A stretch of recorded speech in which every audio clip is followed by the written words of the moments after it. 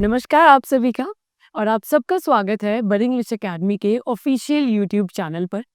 मेरा नाम दिव्या है और आज मैं लेके आई हूँ सबसे ज़्यादा डिमांडिंग वीडियो। जी हाँ, सो बहुत समय से बहुत सारे लोगों की डिमांड थी कि मैम पैसिव वॉइस के बारे में बताओ, क्योंकि बहुत सारे डाउट्स रहते हैं। आई रियली अंडरस्टैंड कि पैसिव वॉइस एक ऐसा टॉपिक है जिसमें जेन्युइनली काफ़ी डाउट स्टूडेंट्स को होते ही हैं, क्योंकि एकेडमी के अंदर भी जो स्टूडेंट्स आते हैं अक्सर उनके डाउट पैसिव वॉइस को लेके बड़े होते हैं।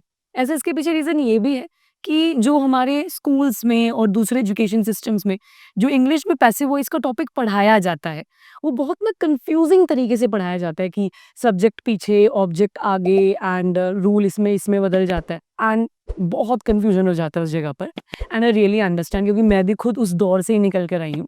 बट ट्रस्ट मी, आज इस वीडियो के अंदर मैं पैसिव वॉइस बहुत सरल तरीके से आपको बताऊंगी, एक बिल्कुल सटीक तरीके से, जिससे कि आपको पैसिव वॉइस बहुत सही तरीके में समझ में आ जाएगा और इसके बाद आपको इसमें कभी कोई डाउट भी नहीं रहेगा। Trust me. तो बिना किसी देरी के शुरू करते हैं।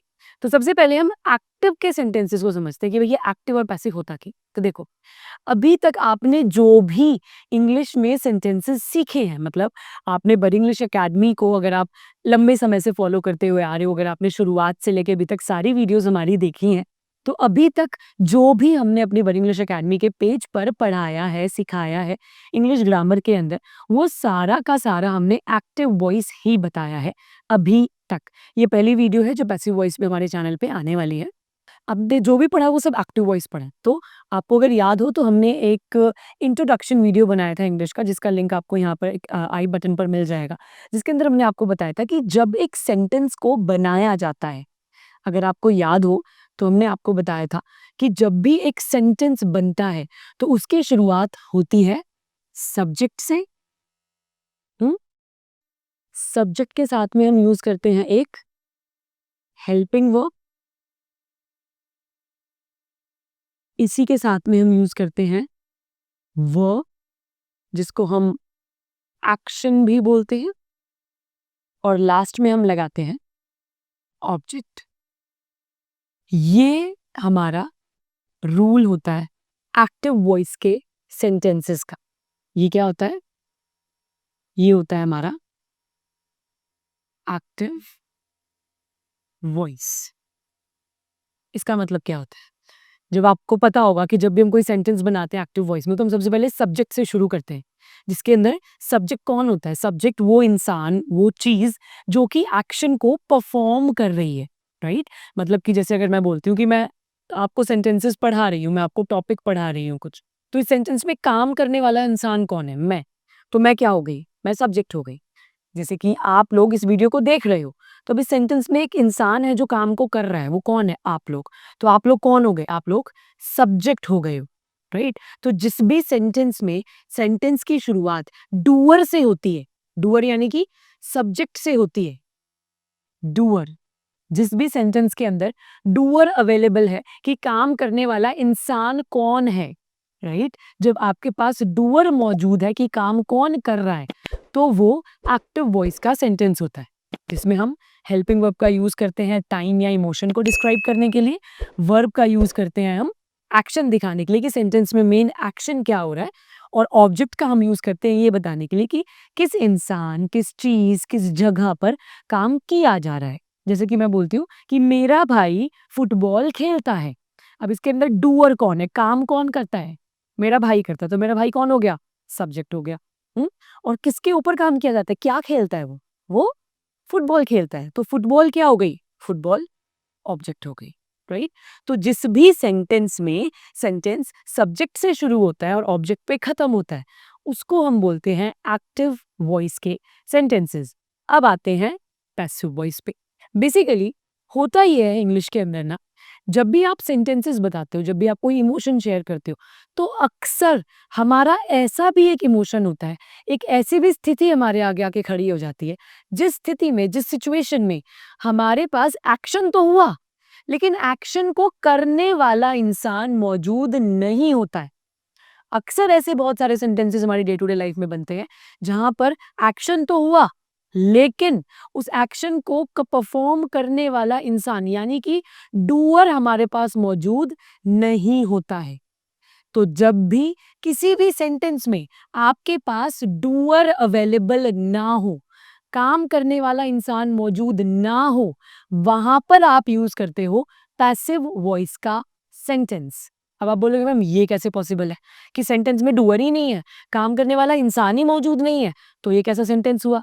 मैं आपको बताती हूँ। हम अपनी डे टू डे लाइफ में ना ऐसे बहुत सारे सेंटेंसेस बोलते हैं जिसके अंदर डूअर नहीं होता है, लेकिन फिर भी सेंटेंस बनता है। मैं भी बता देती हूँ आपको। जैसे अक्सर आप बोलते हो ना कि मेरे बगल वाले घर में ना कल रात को एक गाड़ी चोरी हो गई। बहुत कॉमन सेंटेंस है। अब ये जो सेंटेंस है कि बगल वाले घर से एक गाड़ी चोरी हो गई। अब मुझे एक बात बताओ, इसमें डूअर काम करने वाला इंसान कौन है? काम क्या हुआ? चोरी का। की किसने? आप जानते ही नहीं हो। इस सेंटेंस में डूअर मौजूद ही नहीं है। इसी तरीके से जैसे मैं बोलती हूँ कि ये कमरा जो है ना बहुत गंदा है, इसको ना साफ किया जाएगा आज शाम तक। अब ये कमरा साफ किया जाएगा, साफ किया जाएगा, पर कौन करेगा, कब करेगा, मैंने नहीं बताया। इसमें डूअर नहीं है। अब ये जितने भी मैंने सेंटेंसेस बनाए, आप एक बार खुद गौर करो, इनमें से किसी भी सेंटेंस में डूअर मौजूद नहीं है, लेकिन फिर भी काम हुआ है। खाना बन गया है, किसने बनाया? नहीं पता, खाना बन गया है। मेरे घर के सामने नई सड़क बनी है, किसने बनाई है? नहीं पता, पर सड़क बनी है। ये बिल्डिंग 2016 में बनी थी, किसने बनाई थी? We don't know. एक्शन के बारे में बताया। तो यहां पर सेंटेंस किसका बना? पैसिव वॉइस का। तो इंग्लिश कहती है कि जब भी आपकी सिचुएशन में कोई एक ऐसा सेंटेंस आता है जिसके अंदर आपके पास डूअर मौजूद नहीं है, लेकिन काम तो होना आप बता रहे हो, तो वहां पर हम यूज करते हैं पैसिव वॉइस के सेंटेंसेस का। या फिर कई बार ना इस सेंटेंस का यूज, पैसिव वॉइस का सेंटेंस इस सिचुएशन में भी यूज किया जाता है जब डूअर ऑलरेडी नोन होता है, मतलब पता है कि किसने किया होगा। मतलब पता है कि किसने किया, तो उसको बार बार मेंशन करने की जरूरत नहीं है। जैसे मैंने भी सेंटेंस बनाया कि चोर को पकड़ लिया गया है। अब सीधी सी बात है, चोर को कौन पकड़ेगा? चोर को पकड़ने वाली कौन? पुलिस। एक प्रो टिप और आपको ये देती हूँ कि अगर आपको पैसिव वॉइस की प्रैक्टिस करनी है, आपको समझना है कि पैसिव वॉइस के सेंटेंसेस कहाँ मिलेंगे मुझे, तो आप न्यूज़ पढ़ना शुरू करो। क्योंकि जो हमारी न्यूज़ की हेडलाइंस होती है ना इंग्लिश में, वो अक्सर पैसिव वॉइस में ज़्यादा बनाई जाती है। एक नई संस्था का इनॉग्रेशन हुआ, ये भी पैसिव वॉइस का सेंटेंस है। मूवी रिलीज होगी, ये भी पैसिव वॉइस का सेंटेंस है। तो क्या समझे, सारे सेंटेंसेस में डूअर मौजूद नहीं है, लेकिन काम फिर भी हुआ है, वही है पैसिव वॉइस का सेंटेंस। जैसे मैंने बताया इसमें सब्जेक्ट तो होता ही नहीं है, तो इसका मतलब ये नहीं है कि सेंटेंस के शुरुआत में आप आई वी यू दे नहीं लगा सकते क्योंकि आपको लगता है ये तो सब्जेक्ट है। नहीं, इसके सेंटेंस की शुरुआत में भी हम कुछ तो लगाते ही हैं, जो कि होता है ऑब्जेक्ट। बेसिकली जिस चीज के ऊपर काम हो रहा है, क्योंकि डूअर तो है नहीं, काम करने वाला इंसान तो मौजूद है नहीं, लेकिन वो चीज तो मौजूद है ना जिसके ऊपर काम किया जा रहा है, तो उसको हम इसमें सबसे आगे लगाते हैं।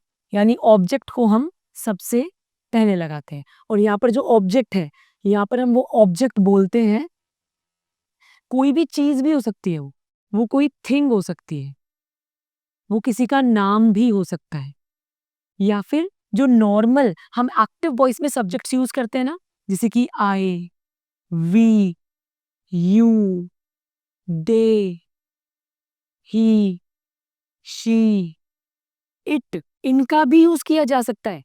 अब आप बोलोगे मैम ये तो सब्जेक्ट्स हुए। हाँ, ये सब्जेक्ट्स हुए, लेकिन पैसिव वॉइस में ये ऑब्जेक्ट बन जाते हैं। अगर जैसे मैंने बोला आई, तो जरूरी थोड़ी है कि आई मतलब मैं काम ही कर रही हूँ। कभी कभार मेरे ऊपर भी तो काम किया जा सकता है ना। तो जब मैं सेंटेंस बोल रही हूँ और मेरे ऊपर काम किया जाता है, तो मैं वहां पे आई का यूज कर सकती हूँ। जैसे मैंने बोला कि मुझे रोज सुबह बताया जाता है कि मुझे आज क्या खाना है। I am informed every morning. तो यहाँ पे हम ऑब्जेक्ट का यूज करते हैं सेंटेंस के शुरुआत में, और वो ऑब्जेक्ट कुछ भी हो सकता है इनमें से। इसके बाद हम हमेशा की तरह हेल्पिंग वर्ब लगाएंगे। वो कौन सी हेल्पिंग वर्ब होगी, कौन से टेंस की हेल्पिंग वर्ब होगी, वो हम आने वाली वीडियोस में आगे पढ़ेंगे। और हमेशा याद रखना, हेल्पिंग वर्ब के बाद इसमें हम वर्ब की थर्ड फॉर्म का यूज करते हैं। किसका? थर्ड फॉर्म का।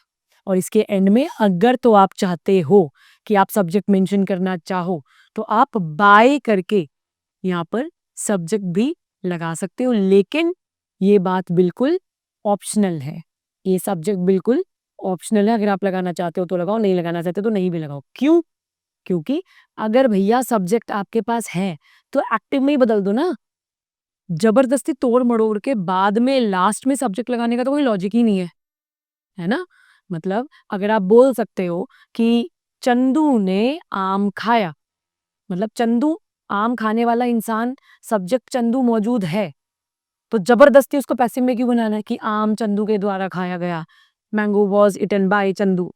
जब नहीं है ना, जब सब्जेक्ट, मतलब जब आपके पास सेंटेंस में सब्जेक्ट नहीं है, तब ही बनाओ पैसिव वॉइस, जबरदस्ती बनाने की ज़रूरत नहीं है। बाकी आने वाली वीडियोज़ के अंदर मैं इसको और क्लैरिफ़ाई करूँगी, जब हम पर्टिकुलर एक-एक यूज़ को पकड़ेंगे और उस एक-एक यूज़ को with helping verb, with verb sentences बना के समझेंगे, तो आपको ये और आसानी से समझ आएगा। लेकिन अभी आप सिर्फ़ इतना कॉन्सेप्ट समझो, एक कन्क्लूड करते हैं इसको, एक्टिव डूअर मौजूद है, काम कर रहे हो। पैसिव डूअर मौजूद नहीं है, लेकिन काम हो रहा है। तो इस तरीके से हम पैसिव वॉइस बनाते हैं। बाकी आने वाली वीडियो में हमारे साथ जुड़े रहें। आने वाली वीडियोज़ के अंदर मैं आपको बताऊँगी कि पैसिव वॉइस एग्ज़ैक्टली किस तरीके से बनाया जाता है, और ये जो मैंने अभी हिंदी के सेंटेंसेस बनाए पैसिव वॉइस में, उसको इंग्लिश में कैसे बनाया जाएगा, उस एक-एक रूल को हम आने वाली वीडियो में समझेंगे। तो हमारे साथ बने रहें, जुड़े रहें और आने वाली वीडियोज़ को भी ज़रूर देखें। तो मिलते हैं आपको भी हम नेक्स्ट वीडियो के अंदर। Till then bye bye.